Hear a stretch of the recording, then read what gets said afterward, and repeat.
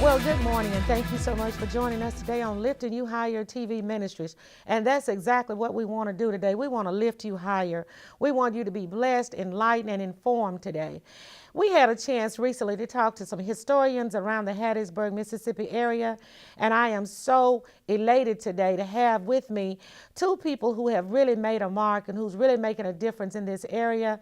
And they are none other than Mr. Clarence Magee, who's president of the NAACP, and his wife, Mrs. Carrie Magee. They're going to be my guests today. I want you to call a friend, call a neighbor, tell them to tune in because you are destined to learn something about the history of Hattiesburg, Mississippi. Thank you all so much for being my guest today. I can't reach over to you, but We are honored to be here today. yes, sir. Yes, sir. Now, are you all originally from this area?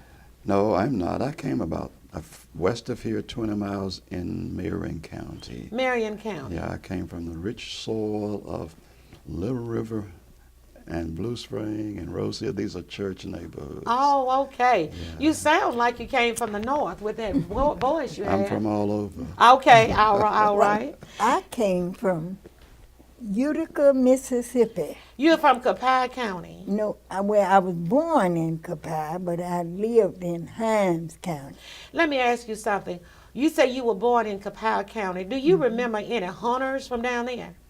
Hunters, hunters.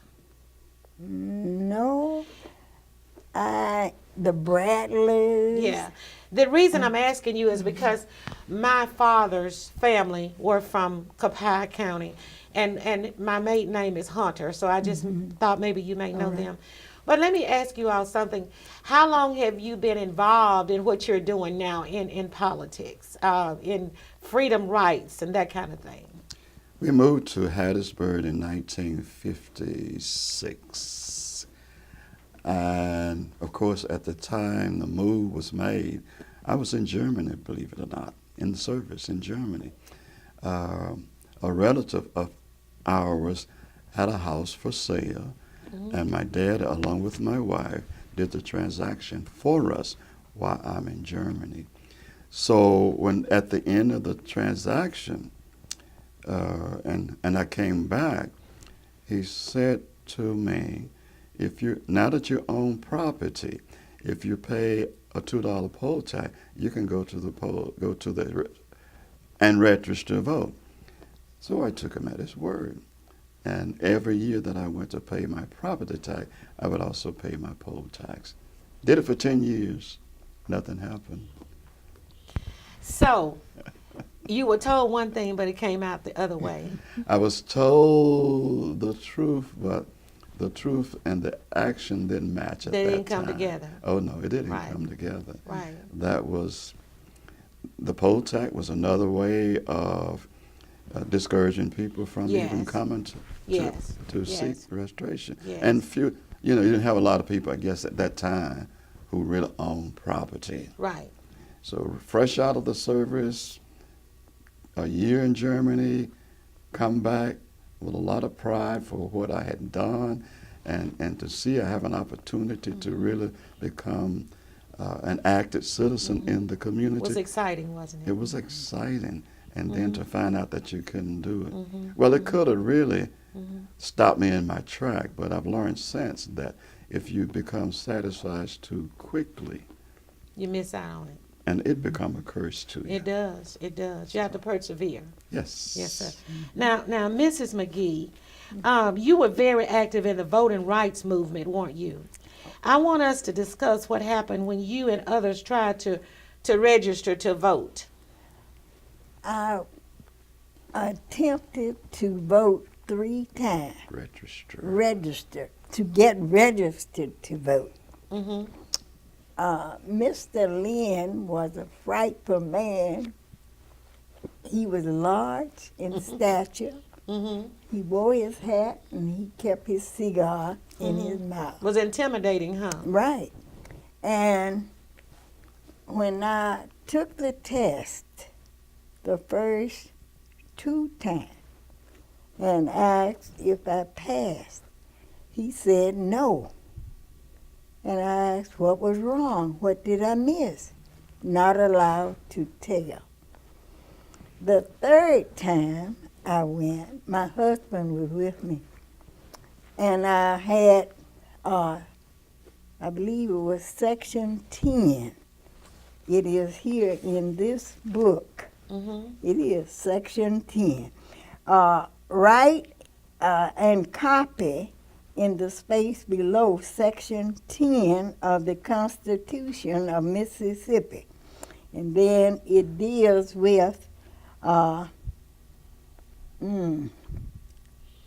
certain rights. So you're saying you had to know parts of the Mississippi Constitution in order to register? Oh, yeah, you had to interpret. Did you it. know that before you went to register? Did you know to study that? No, I didn't know. Well, how were you supposed to know the answer to that? Well, I guess they were in hopes that you would not be able to interpret the Constitution. And they had other silly questions on that. Now, some of the people, however, I did not see that. They asked how many bubbles were in a bar soap. But now I didn't see that, so I can't verify that. But anyway, when I asked Mr. Lynn that third time, he said, I'm not allowed to tell. I said, you are right, because I know I interpreted the Constitution, the section that you gave me. And I said, I know it was correct. Now, I know I passed it. And my husband told me to come on. Said they'll put him in jail.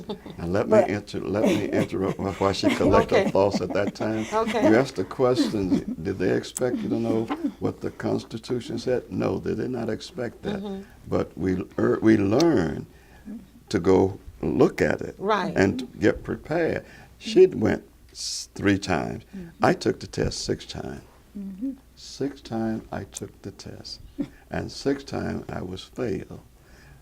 The question come to mind then and now, did the one who was administering the test know the answer to the question? I understand he had maybe an 8th grade education.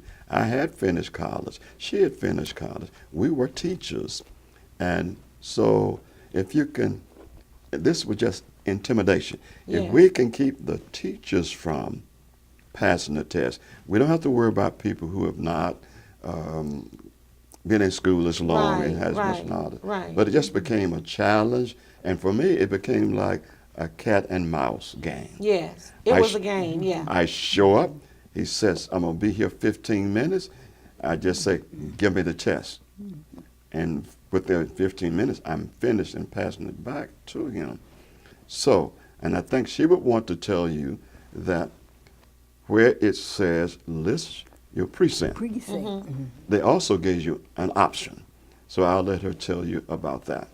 All right. The first time I wrote Walthall, because each time we would pay poll taxes, they would put on there precinct Walthall. I don't know why I didn't realize that I lived in the Eden precinct. We never voted before. We didn't know where we voted. All right. And the, I think it was the second time, third time that I took that test, when it says your precinct, I put Hattiesburg.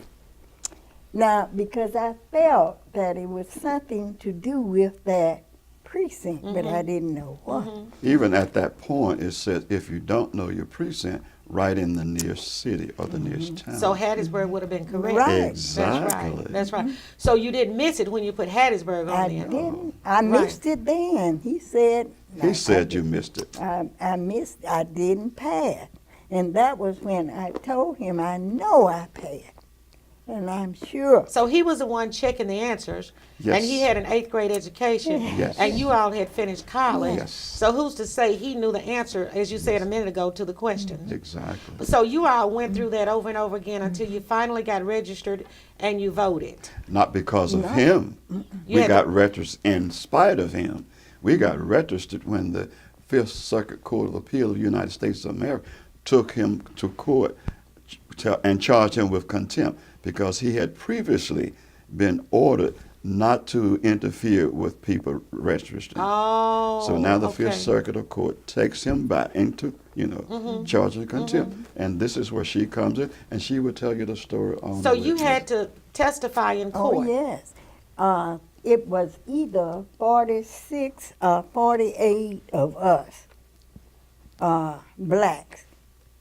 Most of whom were teachers. Mostly teachers and other business blacks.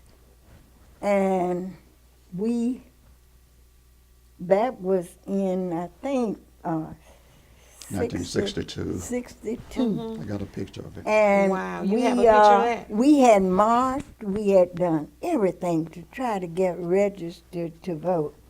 But, and I was called to testify.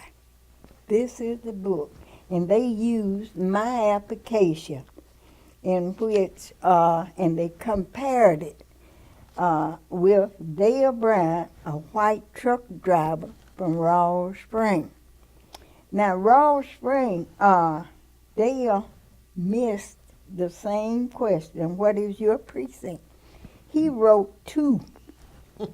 The number And 2. Number 2, and they, Theron Lynn told him to erase that and write Raw Spring. And that is, they compared the application. And this is where they say it in the book. The forms were filed by Dale Bryant, a white applicant, and Carrie Magee, a Negro applicant. Both applied after an injunction pending an appeal that had been entered by the United States Court of Appeal for the Fifth Circuit restraining of Theron Lynn. Now, he was the register. This is the reason why we, as African American blacks, are able to register to vote in Mississippi.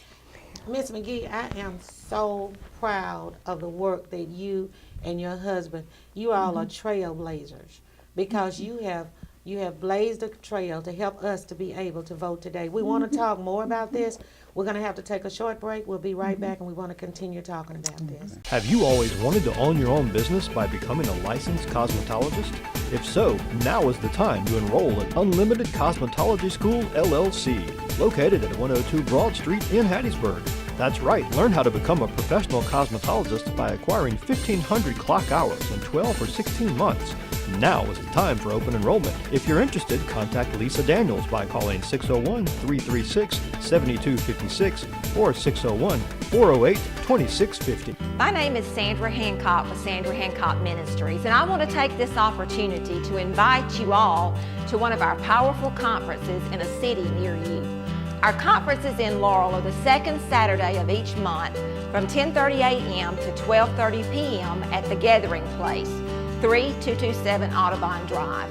For more information about our ministry, visit our website, sandrahancock.org, or call our 1-800 number, 800-579-7350.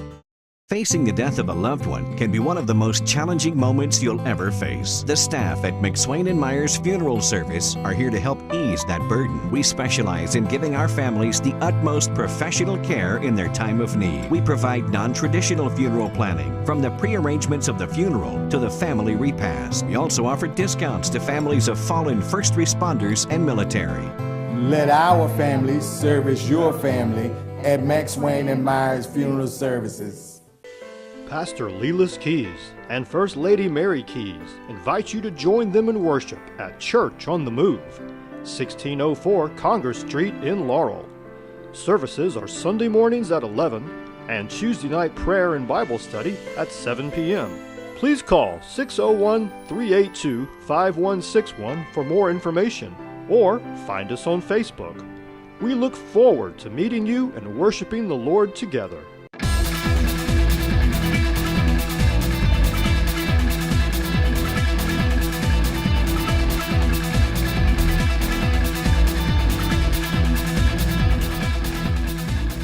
so happy that you joined us today because we have as our special guest Mr. Clarence Magee and his wife, Miss Carrie Magee, and he's president of the NAACP. And in case you don't know what NAACP, the acronym is for, I think it's for the National Association for the Advancement of Colored People. Is that right? That is Right. correct. I got it right. Okay. Yes, All give right. Santa applause. Yes.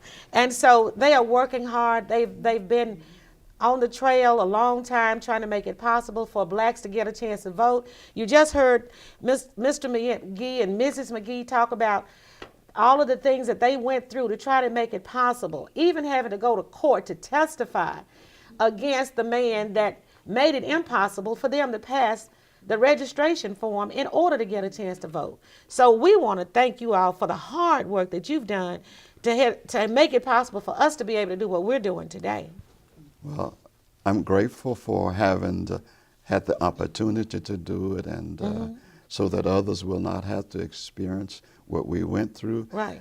Our primary aim, as mine especially, we had 2 daughters, and I was determined that they would not have to go through the same thing that we went through. Yes. My dad did what he could. He could not, but he encouraged me.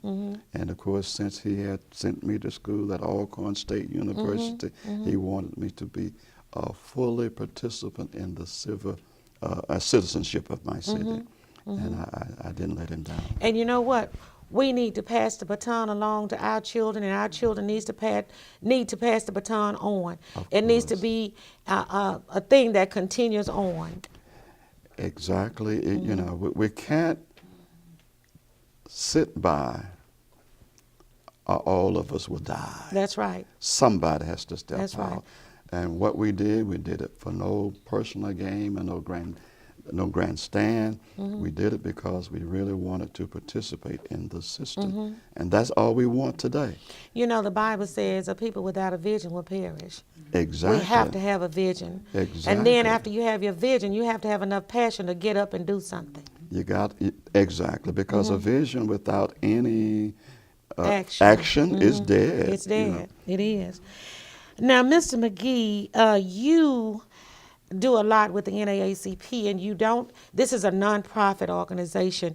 Let's talk about some of the things that you're doing in the community through the NAACP to make a difference. Well, our focus, of course, is on equality in education, job, housing, political action, and the judicial system. That's our main focus. And to do that we have, I guess, maybe 20 different committees. We work through committees, and we work in partnership with churches and other religious organizations within the city and within the county. We've recently been a part of a lawsuit that took the city council back to court to open up the voice of the people at the city council meeting. I think all of that benefit everybody. That was recently. That was just recently, yes. Currently, right now, we are working close with the new chief of police, Mr. Anthony Parker, and that department in providing opportunity for the police department to get into churches, religious, and other social organizations to dialogue. We want to start a conversation. We all are part of this community. Absolutely, and we have a right to speak. Exactly. But we all need to know how to retreat and respect and be respectful for each other. We didn't want a Ferguson in Hattiesburg. That's right. And we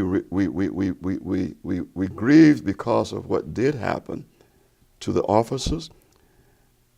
They both shedded red blood into the soil.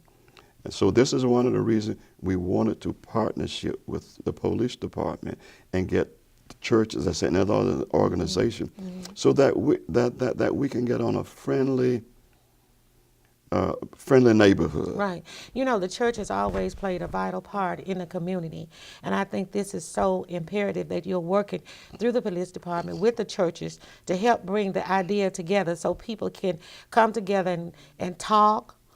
We can't do anything if we don't communicate. No way, no way. And that's our problem. Communication is becoming something like, let's say, extinct. Yeah. I can Yeah. text you and don't see your face, and I can say ugly things about you. Absolutely. And I don't see your reaction. That's right. But we don't have that face-to-face communication and that personal relationship, which is so sorely needed with if we want this to be the progressive city. That's right. That we And style it to think be. about it.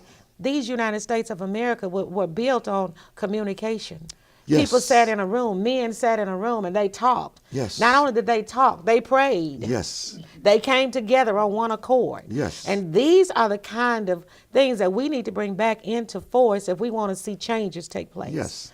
Now, were you, did you do any work with Mr. Vernon Damon? Either of you? Indirectly, I can't say we did or didn't. I was classmate with Vernon Damon Jr. and his younger brother at that time, Martin, as we call him, Little Damon and Bo at Alcorn State University, well, Alcorn A&M College at the time, was classmate with them. They left early, went into the service, because I remained in school until I graduated. Then when I came back, of course, during the time of the grieving for their father, I got a little closer to the family as a whole, to the point that Mr. Phillip, who's deceased now, went up to the area where the firebombing had taken place. We stood watch, unbeknown to other folks. We went down the road a piece and just parked and just sat there during the night just to watch it. Wow, wow. So indirectly, you were involved with Mr. Damon. Exactly. That's right. And we have a very good relationship now. That's We work good. together. Well, I worked with Mrs. Damus sometime. I don't attend like I should with the senior luncheon. Good. And Betty and I are members of the same sorority, Delta Are you a Delta? Sigma Look Theta. at you. Delta Devil. So I get a chance to work with them. But I would like to say that I work with the NAACP with the Mother of the Year, and we have that on now. And I am in dire need of everyone participating. All right, let's emphasize that. She says that she works with the Mother of the Year for the NAACP, and she's in dire need of participation Right. from churches, from Churches, communities, Organizations, sororities, you name it. You just want some You name it, participation. yes. Now, this is one of your biggest fundraisers, right? Right. It's the Our only- Only one. Only one. Now, we have just a minute left in the show. What if a person wants to become a member of in my day, they called it the NAACP. That's okay. That's okay. Right on. It's available to everybody. You know, I know the word color is in there, but color covers all spectrum. I like that. The organization was founded by biracial committee. So, and we do have non-whites in our branch here. And so, all you have to do is give us a call. We have application. We'll bring them to you. We'll mail them to you. Whatever it takes. And matter of fact, by the way, we're the largest branch in the state. My Wow. wife and I work as a team, so we have a huge team that's surrounding us. About how many members do you have right now? It's probably right now we're probably between 500 and 600. Wow. We have been up to about 1,000. That's commendable. So it takes a lot of work. I know it does. And we don't consider this as work, we consider it as a ministry. Yes. Because we get a chance to hear from people who have complaints. Right. People who are hurt on their job, people whose children are being expelled from school, people who are being roughed up by the policemen, people who are jailed and have complaints. We get a chance to address their complaint, but we always leave them with this. Where do you go to church? That's right. You need a support group. That's right. That's right. Because everything is founded up on Jesus Christ. Exactly. And the church is a cornerstone for Exactly. getting connected in any area that you're working in if it's to be successful. Exactly. Look, y'all, this has been so great. Now, we have 1 minute left in the show. What is your vision for a better Hattiesburg? Quickly. My vision for A Better Hattiesburg is that we start a dialogue. And the dialogue that I described to you about working with the police department, but we start a dialogue about our school system. We become that support system for the school. We become the village for the children. I don't have any grandchildren in this city, but I do. Matter of fact, we had an hour with a young man at my house last night who's a fifth grade student, helping him to do his project, get it ready. I work with the Boy Scouts. And of course, we get these children and we bring them to the school, to the church. She teaches them in Sunday school. Wow, wow. I'm young. I'm a young 83-year-old. You sure are. And I still do the things that I think everybody should be doing. Right. Now, what church are you a member of? St. James Christian Methodist Episcopal Church. All right. 705 Country Club Road. She told you. Now, if you want to come, she told you the address. She told you what street it's on. All you got to do is just go. This has been such a blessing. Do you have one vision that you want to tell us? Yes. You asked, what would I like to message I would like to leave? It's 3 questions I usually ask when I meet someone. What church? Are you a member of the NAACP? Are you registered to vote? I like that. Are you a member of a church? What church are you a member of?